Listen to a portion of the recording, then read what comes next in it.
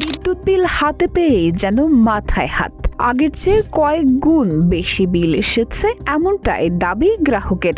সামাজিক যোগাযোগ মাধ্যমেও ঘুরে বেড়াচ্ছে অতিরিক্ত বিদ্যুৎ বিল নিয়ে অনেক পোস্ট, অভিযোগ আর নানা তথ্য।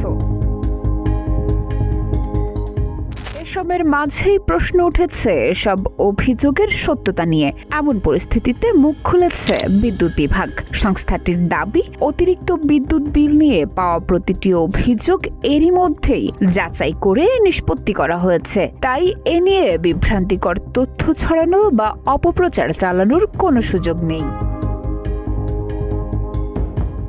কোনো ব্যক্তি বা গোষ্ঠী প্রমাণ ছাড়া মিথ্যা তথ্য প্রচার করে জনমনে বিভ্রান্তি সৃষ্টি করলে তাদের বিরুদ্ধে কঠোর আইনানুগ ব্যবস্থা নেওয়ারও হুঁশিয়ারি দিয়েছে বিদ্যুৎ বিভাগ। তবে কোনো গ্রাহকের যদি সত্যিকার অর্থেই অতিরিক্ত বিল নিয়ে অভিযোগ থাকে, তবে প্রয়োজনীয় প্রমাণ সহ সংশ্লিষ্ট কর্তৃপক্ষের কাছে আবেদন করার আহ্বানও জানিয়েছে সংস্থাটি।